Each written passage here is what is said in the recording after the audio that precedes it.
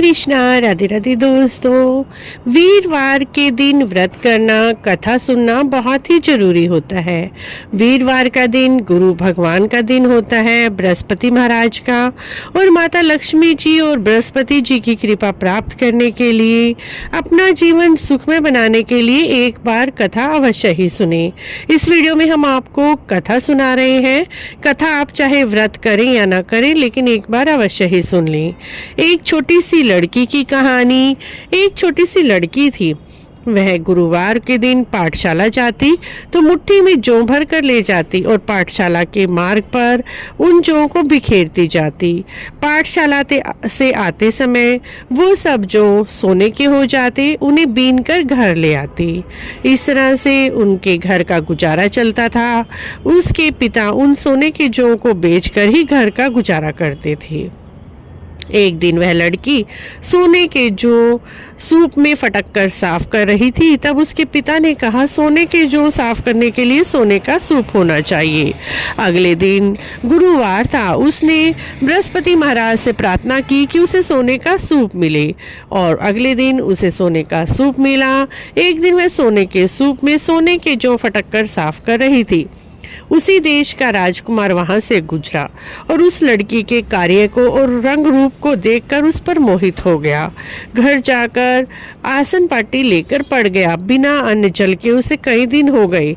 राजा खुद अपने बेटे को मनाने आए। पूछा कि राजकुमार, तुम उदास क्यों हो? क्यों अन्न जल त्याग कर दिया है? तब लड़के ने कहा, मैं तो उसी लड़की से विवाह करूंगा जो सोने के सूप में सोने के जौ साफ कर रही थी। राजा ने कहा, तुम उस घर का पता बता दो, अवश्य ही हम तुम्हारा विवाह उससे करा देंगे। राजा उस लड़की के पिता के पास गए और उनकी लड़की का हाथ मांगा। ब्राह्मण देवता ने बड़े खुश होकर राजकुमार से अपनी लड़की की शादी कर दी। लड़की की विदाई होते ही उनके घर दरिद्रता का निवास हो गया, क्योंकि वह तो लड़की के भाग का ही खाते थे। गुरु महाराज की कृपा से ही उनके यहाँ धन था। काफी दुखी होकर पिता अपनी पुत्री के घर गए और अपनी दयनीय दशा बताई।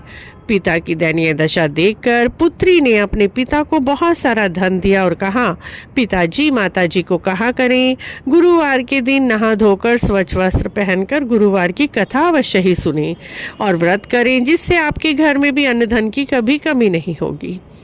पिता पुत्री द्वारा कही बातें अपनी पत्नी को बताने लगा, लेकिन पत्नी की बुद्धि में कुछ ना आए। उसने तो सुबह उठकर खाना खा लिया, ना कोई कथा करी, ना ही पाठ पूजा की।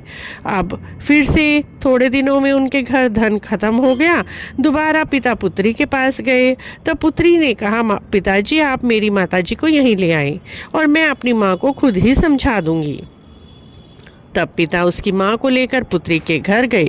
पुत्री अपनी माता को समझाने लगी, लेकिन माता की समझ में कुछ न आया। एक दिन पुत्री को बड़ा ही गुस्सा आया और रात को उसे कोठरी में बंद कर दिया। सुबह नहला धुलाकर स्वच्छ वस्त्र पहनाकर पूजा पाठ कराई, कथा सुनाई, जिससे उसकी माता की बुद्धि भी निर्मल हो गई। वह भी हर बृहस्पतिवार को कथा करने लगी, पूजा पाठ करने लगी। उनके घर भी अन्न धन पुत्र की प्राप्ति हुई। जो भी इस कथा को पढ़ते हैं, सुनते हैं, हुंकारा भरते हैं, उनके घर कभी भी दरिद्रता का निवास नहीं होता। उनके घर अन्न धन की कभी कमी नहीं होती। मित्रों, इस कथा को आप हर गुरुवार को अवश्य ही सुने। कथा अच्छी लगी है तो चैनल को सब्सक्राइब करें, लाइक करें, वीडियो को शेयर भी करें। कमेंट बॉक्स में जय बृहस्पति महाराज अवश्य लिखें।